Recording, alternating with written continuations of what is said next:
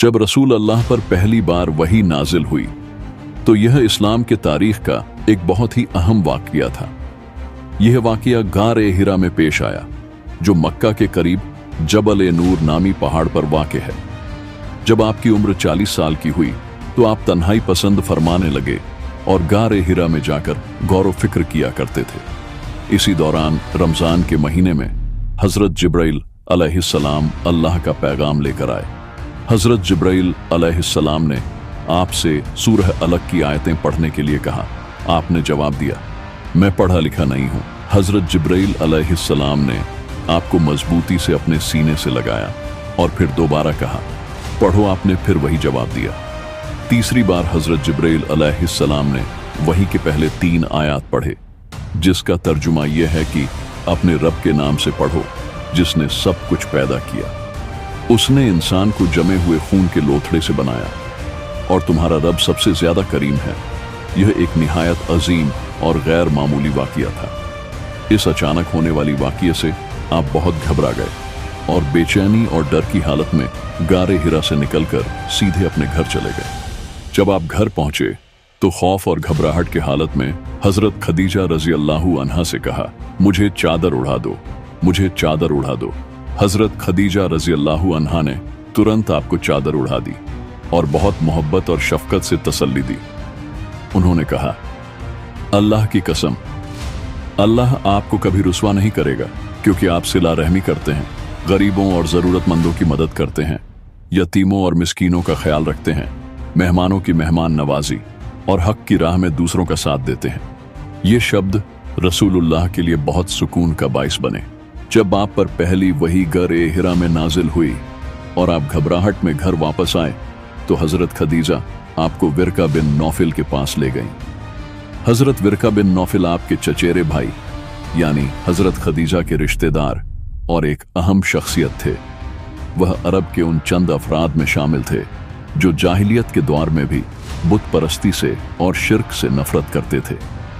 हजरत विरका कुरैश बनु असद कबीले से ताल्लुक रखते थे। वे तौरात और इंजील के आलिम थे। उन्होंने बुत परस्ती छोड़ दी थी और दीन-ए-इब्राहिमी की पैरवी करते थे। अरब में कुछ गिने चुने लोग थे जो हक की तलाश में थे और उन्हें हुनफा कहा जाता था। हजरत विरका भी उन्हीं में से एक थे। रसूलुल्लाह ने उन्हें पूरा वाक़या सुनाया तो हजरत विरका बहुत मुतासिर हुए और कहने लगे, यह वही फरिश्ता है जो हजरत मूसा अलैहिस्सलाम पर नाजिल होता था।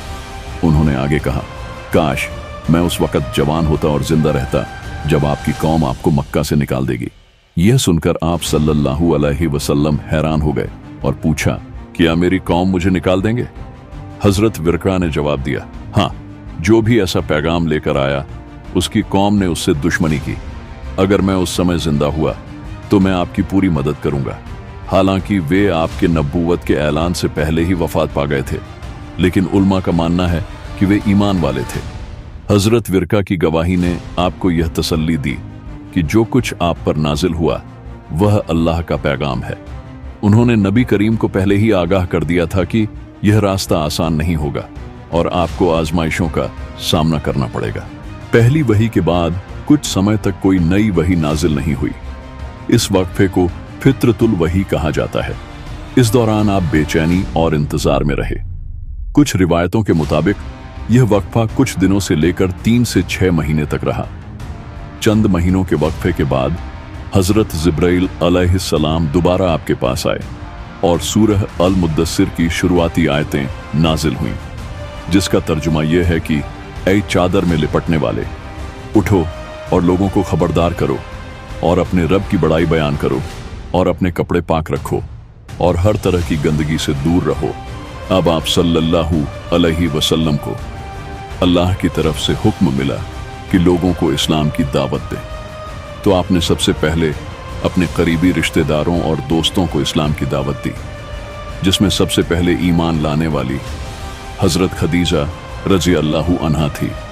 फिर हजरत अली आपके चचाजाद भाई थे। उसके बाद हजरत ज़ैद बिन हारिसा आपके आजाद किए हुए गुलाम थे और आखिर में हजरत अबू बकर सिद्दीक आपके करीबी दोस्त थे। शुरुआती 3 साल तक इस्लाम की दावत खुफिया तौर से दी गई। हजरत अबू बकर सिद्दीक की कोशिशों से कई अजीम सहाबा ईमान ले आए, जैसे हजरत उस्मान, हजरत जुबैर, हजरत अब्दुर्रहमान बिन औफ, हजरत साद बिन अबी वकास, हजरत तलहा रजी अल्लाहु अन्हु। पहली वही के बाद आप सल्लल्लाहु अलैहि वसल्लम को एक नया मिशन दिया गया, लेकिन दूसरी वही ने इसे बाजाब्ता तौर पर इस मिशन का आगाज किया। दूसरी वही के जरिए आपको खुलकर तबलीग का हुक्म मिला, जिससे इस्लाम का रोशनी फैलने लगी। यह वही इस्लाम की आलमगीर दावत की बुनियाद बनी, जो आज तक जारी है।